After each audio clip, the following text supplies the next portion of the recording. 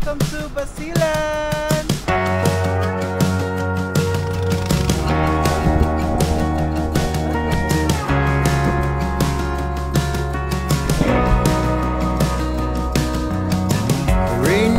Good morning. It's almost 5:30 in the morning. Mato ko og ticketing booth sa Pascat para pabasilan. Taas-taas kong adlaw karon. Pwede ninyo makita ang fare rates sa Pascat sa Facebook page. 2 ka oras lang ang biyahe from Zamboanga to Basilan. Ingon sa mga lokal, diri sa Zamboanga daw ang pinakamaanindot ni sunrise view. Chill ra kaayo ang biyahe, naapod ko yung nakaistorya ng mga turista o pasahero pod. Makita pod ang mga silingan ng mga isla sa Basilan o Zamboanga.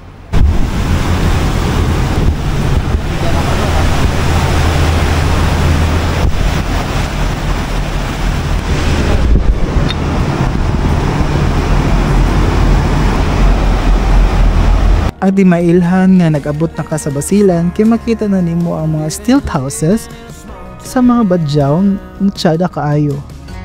Ingon sa mga lokal kay pang-welcome greetings daw ni sa mga pasahero o mga turista. Makita pod ang mga nagkadaiyang floating houses sa mismong dagat. Vertically pay og lami sa pamati nga naadtuan nimo ang isa sa pinakalayong probinsya sa Pilipinas nga nag-inusara lang. Una na ko giadto ang Isabela City Park.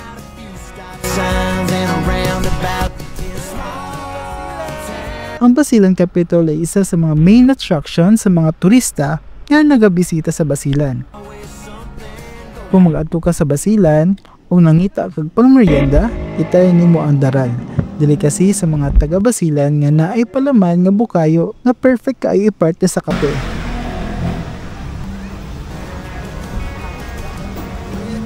Gibisita pod nako ang Isabela Boulevard nga jump off pod padung Malamawi Island kundi ang Palahi Beach. 15 minutes lang ang biyahe hanggang ang bangka.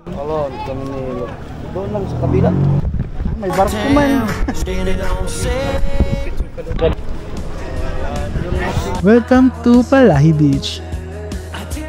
Isa ni sa mga tourist attraction sa Malamawi Island. Perti kanindot nga lugar, hilom, limpyo ug layo sa saba sa syudad. And holding back the morning light, words are coming to you, but I can see it in your eyes. You're ready to fly, but I don't wanna say goodbye.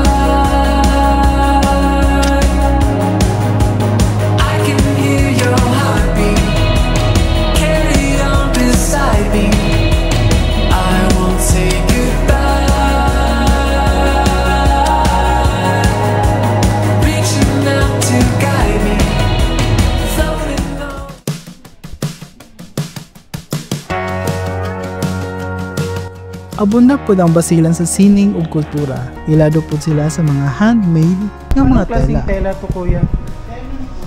Tenon? Iba yung yakan din.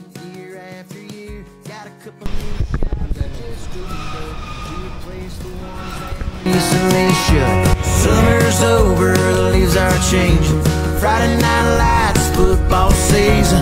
Looks like Tammy's getting hitched again. It's only been 1 month since she broke up with what's his name. Daghan pang hindot nga mga lugar sa Basilan. Balikan ako ning lugar nga gikahadlukan sa una, pero karon hapsay og nagsugod nagdagsaon sa mga turista. In a small